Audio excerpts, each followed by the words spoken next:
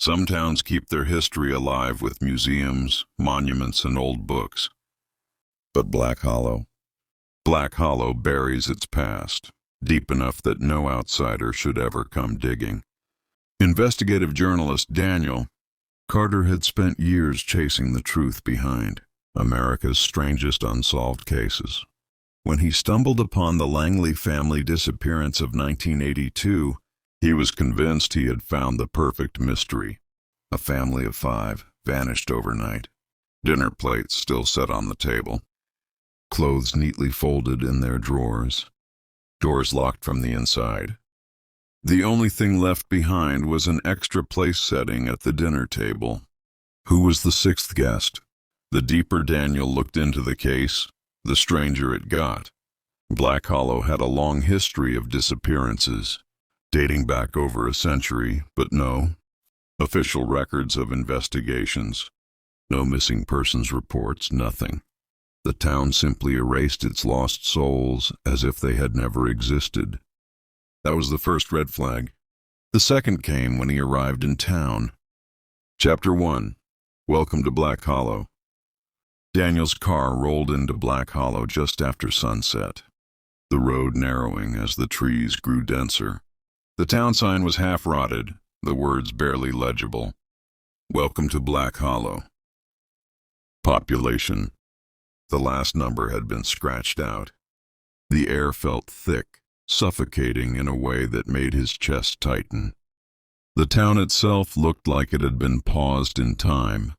Gas lamps still lined the streets. Shops had wooden signs with hand-painted letters, and the buildings had that eerie, untouched look, like a movie set that no one had walked through in decades. His first stop was the Black Hollow Inn, the only place accepting guests. It was run by Mrs. Holloway, a frail old woman whose eyes never quite met his when she spoke. "You shouldn't be here," she said the moment he stepped inside. Daniel smirked. "That's usually a sign I'm in the right place." Mrs. Holloway didn't laugh. Instead, she pressed a brass key into his palm, her fingers ice cold. "If you hear scratching at your window, do not look."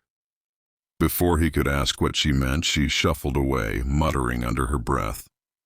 That night, Daniel locked his door and set up his recording equipment.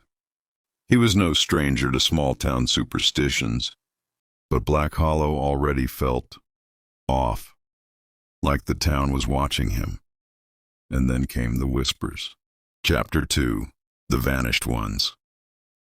The next morning, Daniel started digging. He visited the local archives, but files on the Langley family were gone, burned in a mysterious fire 20 years ago. The town hall clerk, a man named Eldon Graves, gave him a forced smile. "Must have been an accident," he said. Daniel wasn't buying it. At the local bar, he asked about the other disappearances, travelers, drifters, even entire families vanishing without a trace. Every time he mentioned a name, the bartender's smile grew thinner. Finally, an old man sitting in the corner spoke. "You really want to know?" he asked, voice shaking. Daniel leaned in. "It's not them you should be worried about," the old man whispered. "It's him." "Who?" The old man's eyes darted to the forest. "The thing that takes them. The one we let in a long time ago." Before Daniel could press for details, the bartender slammed a full bottle of whiskey on the table. "That's enough," he snapped. "This conversation is over." Daniel left with more questions than answers. Chapter 3. The House That Waits. The Langley house still stood on the outskirts of town, untouched since the night the family disappeared. The wooden walls were gray with rot, and the windows, though unbroken, looked blacker than the night itself. Breaking in was easy. The town had sealed the doors, but Daniel found a loose back window. Inside, everything was perfectly preserved, like the family had just stepped out for a moment. The dining table was still set. 5 plates, and 1 extra. A plate piled with untouched food, decades old but not rotten. Then he found Emily Langley's journal. The last entry was chilling. He's coming tonight. The one from the woods. We should have never let him in. As Daniel read the words, the temperature plummeted. His breath fogged the air. A creak echoed from upstairs. Someone, or something, was still inside the house. Chapter 4. The Well of the Forgotten. Daniel's research led him to a forgotten cemetery deep in the woods. The graves were nameless, their headstones cracked and crumbling. In the center stood a massive stone well, its surface covered in strange carvings. Something scratched at the inside. Daniel shined his flashlight down and saw faces staring back at him, dozens of rotting corpses, their mouths frozen in silent screams. And behind them something moved. A figure crawled out of the darkness, its limbs too long, its mouth stretching too wide.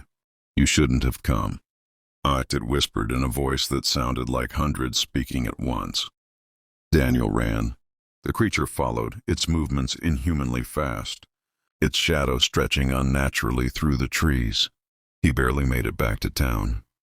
But something felt wrong. The streets were empty, the doors of every house wide open. The town had vanished. Then from behind him a voice whispered, "Daniel, it's your turn now." Chapter 5. The Disappearance. The next morning, Daniel Carter was gone. Mrs. Holloway erased his name from the guest book. She had done this many times before.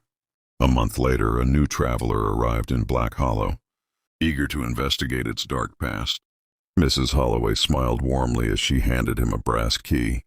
"You're here for the stories, aren't you?" The traveler nodded. She chuckled softly. "Then I suppose you'll be staying a while." Epilogue. The cycle never ends. Black Hollow's population never changes. It always stays the same, because for every soul that vanishes, another takes its place, and the town keeps feeding